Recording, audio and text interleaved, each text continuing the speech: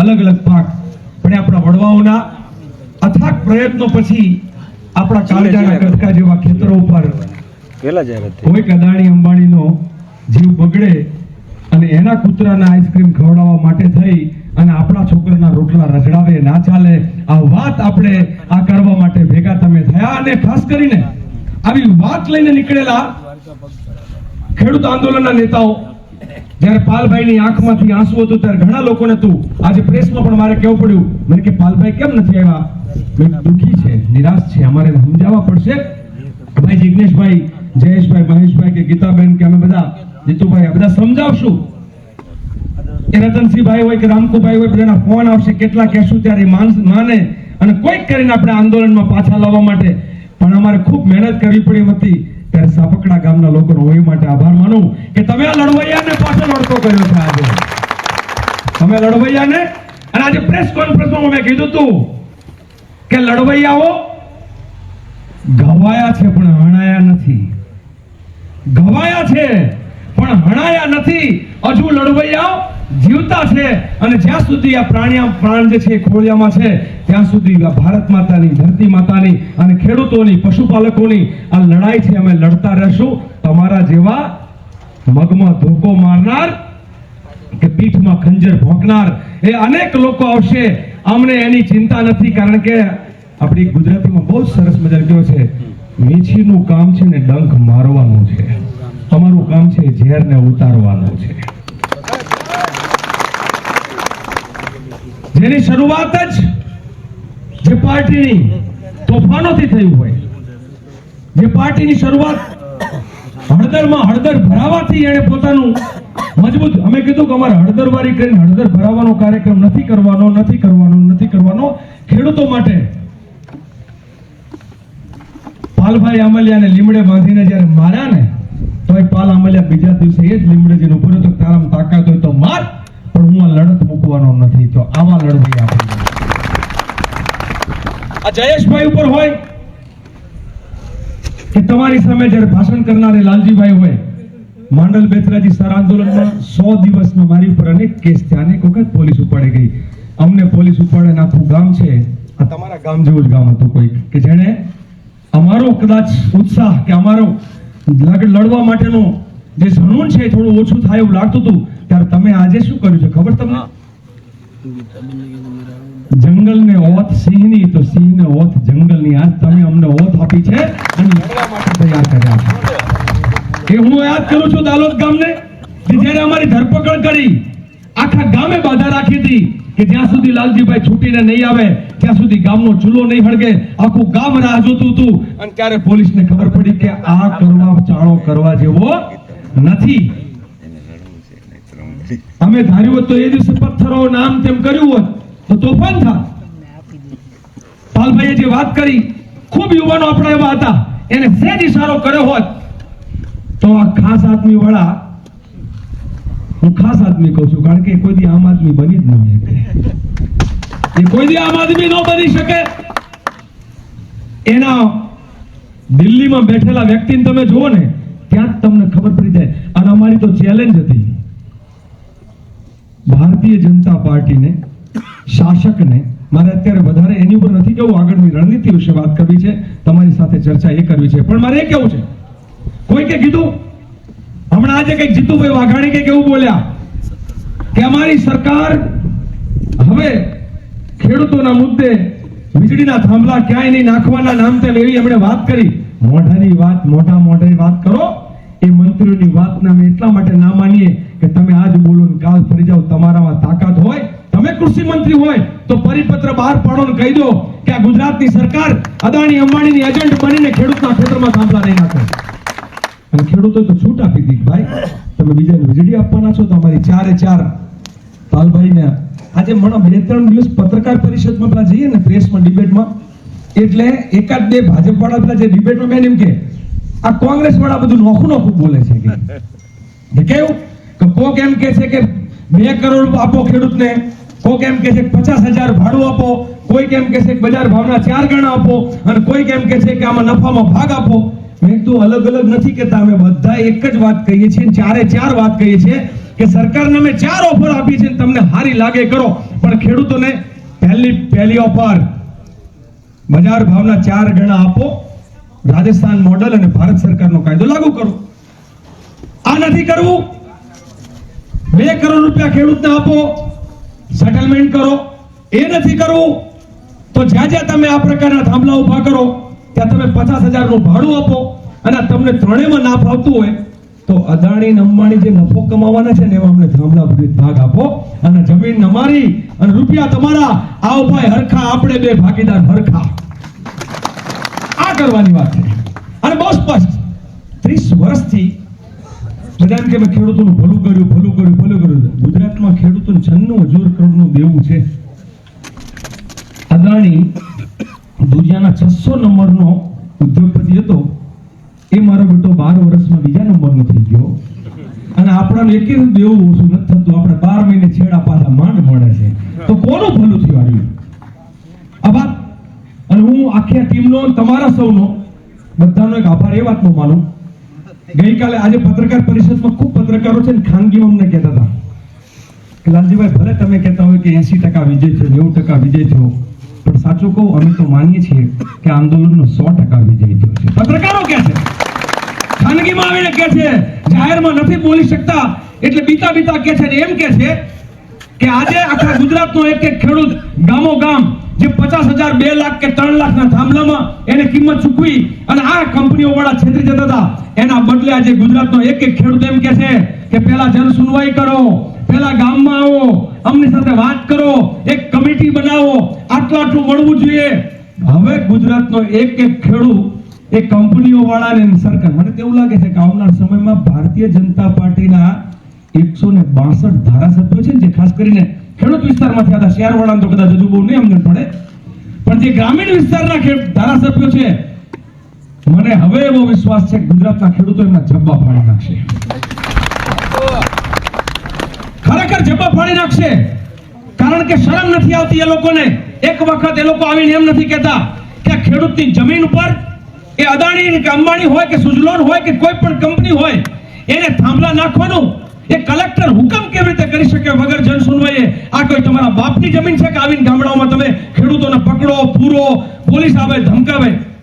આ તો કે મેં ચોકીદાર હું, એમ કે ઘણી વખત મેં ચોકીદાર, ગામમાં ચોકી નાખી તો એને ચોકી કોઈ નહીં કરતો તો ચોકી નાખી હતી ગામમાં. ચોકી આપણી કે ચોકી આ કંપનીઓ વાળા માટે કરવા માટે આવ્યો હતો લોકો. એટલે આપણા દેશનો એક બહુ મોટો માણસ છે, 10 વખત કપડા બદલીને 10 લાખનું સૂટ પહેરે, મારે એનું નામ નથી દેવું, તમે બધા ઓળખો છો. એમ કે મેં તો ચોકીદાર હું. એટલે ચોકીદાર નથી, તું તો ભાગીદાર છો અદાણી અંબાણીનો, અને એટલા માટે તું આવી છૂટ આપે. રામ મંદિરના 200 કરોડ લઈ ગયો, એવા તો હિસાબ ઘણા થાય, પણ સવાલ એ થાય કે ગુજરાતના 56 લાખ પરિવાર ની સામે એક બાજુ ગુજરાતના 56 લાખ પરિવાર એટલે ખેડૂત પરિવાર, એક બાજુ ગુજરાતના 40 લાખ ખેત મજૂર અને માલધારી પરિવાર, આપણે ગુજરાતના 96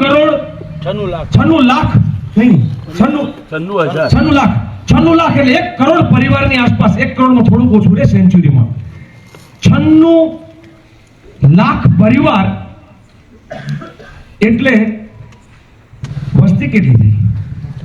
5 કરોડ વસ્તી. એક બાજુ ગુજરાતના 5 કરોડ લોકોનો સવાલ છે, અને બીજી બાજુ માત્ર 20 કંપનીઓના 20 કુટુંબો. એટલે તમારે 20 કુટુંબનું માનવું છે, અને ગુજરાતના 5 કરોડ લોકોને તમારે એની સામે ન જોવું, અને તમારે આડી પોલીસને ઊભી રાખી દેવી છે. આપણી તાકાત કેવી? હું તમને બધાને, તમે જે લોકો ટ્રેક્ટર લઈને આવ્યા હતા ને, એ બધાને જ્યારે અમે જ્યાં સુધી પહોંચ્યા છે છેલ્લે વૈષ્ણોદેવી, ત્યાં સુધી તો અંદરથી એક ઉમંગ, જુસ્સો એવો હતો. અને સરકાર છે, મને પાલભાઈએ કીધું હતું, અત્યારે કહું, સરકાર અમિતભાઈ ચાવડાને ફોન કરતી હતી, મને ફોન કરતી હતી. સંકલનની જવાબદારી મારી હતી. એટલે સરકારના અધિકારીઓ મને કે લાલજીભાઈ ગમે એમ કરીને કામ કરો કે 11 ટ્રેક્ટરને અમે ગાંધીનગર જવા દઈએ, પછી કે 51 ટ્રેક્ટરને જવા દઈએ. મેં કીધું એવું નહીં, જાસુ તો બધા, નહીં તો તમે અમારા પ્રશ્નોનો જવાબ આપો. તો કે અમે તમારી પાસે 2 સિનિયર અધિકારીઓને મોકલીએ અને પછી સરકાર વાટાઘાટ કરે. આ વાટાઘાટ કરવા માટે ત્યાં બેસવાનું નક્કી થયું.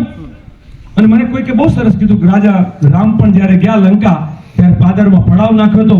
કોઈ પણ જગ્યાએ જઈએ ત્યારે પાદરમાં પડાવ નાખીને સામે વાળાને કહેવડાવીએ કે ભાઈ અમે અમારી માંગણીઓ સાથે આવ્યા છીએ, બોલ તારે શું કરવું છે, અમારી હારે લડવું છે કે અમારી શરતોને માનવી છે, આ પ્રકારનું ભાદરમાં પડાવ નાખીએ એ જ આંદોલન હોય.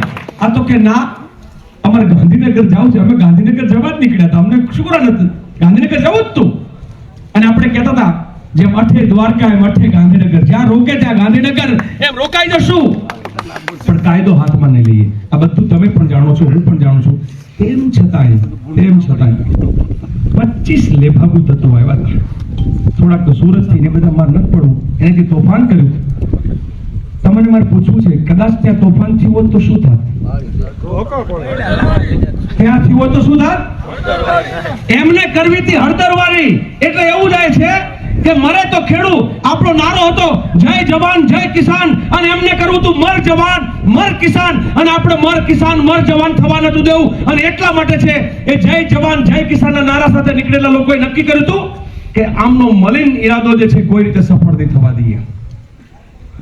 એમણે ફેસબુકમાં આજે બીજી તમને મારે સંદેશ આપો છે. આજે સવારે એક ખાસ આદમી પાર્ટી વાળાની એક મીટિંગ થઈ, ઝૂમ મીટિંગ, અને એમાં નક્કી કર્યું કે પાલભાઈ આંબલિયા, લાલજીભાઈ દેસાઈ અને આખી જે ટીમ છે કે જે લોકો અત્યારે બહુ વધારે આકરા થઈને બોલે છે, તો એ બધાને, એટલે મહેશભાઈ હોય કે જયેશભાઈ હોય કે બીજા આપણા સાથીઓ, એ કે છે ને એમના વિરુદ્ધમાં આખું એક કેમ્પેન ચલાવો, અને કાલથી આપણા વિડીયો શરૂ કરી દો કે પીઠમાં ખંજર પીઠમાં ખંજર પીઠમાં ખંજર કોણે ભોંકી, ગુજરાતે જોઈ લીધું.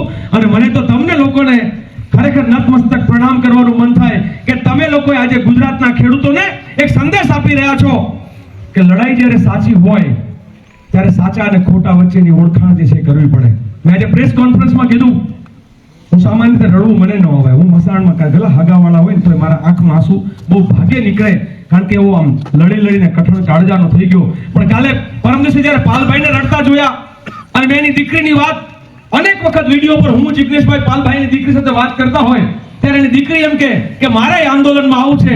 આવી દીકરીનો બાપ એને એમ થાય, અને ત્યારે દીકરીને ઘરે જઈને શું કે મારો બાપ જે લડવા માટે નીકળ્યો હતો એને આ લોકો નડવા વાળાએ આજે બદનામ કરવાનું કાવતરું કર્યું. આ બદનામ કરવાના કાવતરાની સામે મેં એમ કીધું, પેલા કે પાલભાઈ હવે લડશે કે નહીં? મેં કીધું પાલભાઈ હોય લાલ બાલ ને પાલ તરીકે રાજકોટમાં આખું રાજકોટ બંધ કરાવ્યું હતું. અમે આને બાલ એટલે કહીએ છીએ કે કારણ છે, પછી એમાં આવશું, પણ લાલ બાલ ને પાલ, અને હવે તો મહેશ જયેશની જોડી લડશે અનંતકાલ. આ લોકો માટે લડવું છે, લડતા રહેવું છે. મેં એમ કીધું હતું કે આ લડવૈયા એવા છે કે જૂના જમાનાની આપણી કાઠિયાવાડની જે પેલી દુબો પણ છે કે જેના ધડ ધીંગાણે એના માથા મસાણે એવા પાળિયા થઈને પૂજાવું, ઠાકોરજી નથી થાવું મારે ઘડવૈયા કાચું. તો આજે છે ને અમને ત્યાં ફોટા નથી જોતા, અમને ત્યાં લેબલ નથી જોતું. જેલમાં જવાની તૈયારી સાથે આવેલા લોકો છે, એટલે હું આભાર માનું છું આપ સૌનો કે આવી લડાઈ લડવા માટે તમે અમને લોકોને પ્રેરણા આપી. આવનાર સમયમાં જયેશભાઈ જે જાહેરાત કરી અને હું સમર્થન આપતા એમ કહીશ કે તાલુકે, જિલ્લે અને આખા ગુજરાતમાં અમારા મહેશભાઈ તો કીધું કે લાલજીભાઈ બમણા જોરથી લડવાનું છે. એટલે મેં પછી કહ્યું અત્યાર સુધી લડવૈયા હતા, લડવૈયા છીએ, હવે મરણિયા થઈને લડવા માટે થઈને જંગમાં ઉતરવાના છીએ. આપ સૌનો સાથ સહકાર મળશે. આપ સૌ જ્યાં મોકો મળે ત્યાં વિડીયોના કોન્ફરન્સથી તમે કહેજો કે વિડીયોના માધ્યમથી કે ગુજરાતની અંદર ખેડૂતોને થતા અન્યાયની સામે લડવા માટે કે ખેડૂતો તૈયાર થવું પડશે. હું તમને ત્યાં સુધી કહું, લગભગ 30 જૂને ચક્કા જામનો જે કાર્યક્રમ છે ને, સરકાર એની પહેલા ઝાડા થઈ જશે. સરકારને એની પહેલા ઢીલું તો બોલવાનું ચાલુ કર્યું છે, એની પહેલા ઝાડા થઈ જશે. અને આપણી તાકાત તો જ સાચી કહેવાય કે આખા ગુજરાતમાંથી ગામો ગામથી એક જ અવાજ આવે કે ગમે તે થાય. આજે તમે જોયું છે સરકારના એક કાર્યક્રમમાં ખેડૂતો ગયા હતા, કાર્યક્રમ ભાજપનો, કાર્યક્રમ સરકારનો, અને ત્યાં જઈને ખેડૂતો નકરું ભાજપની વિરુદ્ધમાં સરકારની વિરુદ્ધમાં બોલ્યા. આ છે આપણા આંદોલનનો વિજય કે ભેગા કોઈ તમારું વાત છે, કારણ કે તમે લૂંટવાનું કામ કર્યું છે. એટલે લૂંટારાઓની સામે લડવા માટે હું કહીશ કે પહેલે લડે થે ગોરો સે, અબ લડેંગે જમીન ચોરો સે. આ જમીનના ચોર છે, આ જમીનના ચોરની સામે લડશું તો તમારે કહેવાનું કે અબ લડેંગે જમીન ચોરો સે, પહેલે લડે થે ગોરો સે, અબ લડેંગે ચોરો સે. આ જમીન ચોરોની સામે લડવા માટે એને કહેવું પડશે કે ગામની જમીન ગામની, નહીં સરકારના બાપની. આ સરકારો નહોતી 1947 પહેલા, કોઈ ભારત સરકાર નહોતી. એની પહેલા પણ જ્યારે કોઈ રાજા મહારાજા કે અંગ્રેજો કે કોઈ બધા બાદશાહ કે કોઈ નતા, જ્યારે પણ આપણા ગામડાઓ હતા, આપણા બાપ દાદાઓ હતા અને એમણે ગામડાઓને સમાજને ઊભો કરેલો છે. એટલે સરકાર છે ને આપણે છીએ એવું નથી, આપણે છીએ માટે સરકાર છે. અને એટલા માટે કહેવાનું કે ગામની જમીન ગામની નહીં, સરકારના બાપની. એક વખત ગગન ભેરી નારો અહીંથી થવો જોઈએ, ગામની જમીન ગામની નહીં, સરકારના બાપની. પાણી મજબૂત છે આ ગામનું, તો જ આવી હિંમત તમે કરી હોય ને અમે કરી હોય. જરા જોરથી બે હાથ ઊંચા કરીને કે નહીં સરકારના બાપની એમ કયો, ત્યારે જનૂન સાથે આવવું જોઈએ. ગામની જમીન ગામની નહીં, સરકારના બાપની. અરે ગામની જમીન ગામની નહીં, સરકારના બાપની. ખૂબ ખૂબ આભાર. જય જવાન જય કિસાન, જય જવાન જય કિસાન. હું બે વખત બોલીશ જય જય જય જય જય જવાન, ત્યારે તમારે કહેવાનું જય કિસાન જય કિસાન, જય જય જય જય જય જવાન, જય કિસાન જય કિસાન, જય જય જય જય જય જવાન, જય કિસાન જય કિસાન. ખૂબ ખૂબ આભાર, ધન્યવાદ. જય હિન્દ સાથીઓ. આભાર મલજીભાઈ આપનો ખૂબ ખૂબ. 30 જૂન ચક્કાજામ. આ 30 જૂન ચક્કાજામ તો ખબર છે ને, બધા એક સાથે બોલવાનું છે. હું કહીશ 30 જૂન ચક્કાજામ, તમારે કહેવાનું ચક્કાજામ ચક્કાજામ. 30 જૂન ચક્કાજામ ચક્કાજામ ચક્કાજામ, 30 જૂન ચક્કાજામ ચક્કાજામ ચક્કાજામ. ધન્યવાદ. અને મૂળનો મેન ભૂત રહી જાય. આભાર. હવે વધુ આપણે ટાઈમ નહીં બગાડતા, જિગ્નેશભાઈ મેવાણી ધારાસભ્ય શ્રી વડગામને વિનંતી કરશું. આપણે બમણા તોડથી લડીએ. બરોબર. જિગ્નેશભાઈ, ગામ લોકોની અપેક્ષા છે કે તમારી આગવી શૈલીમાં તમે ખેડૂત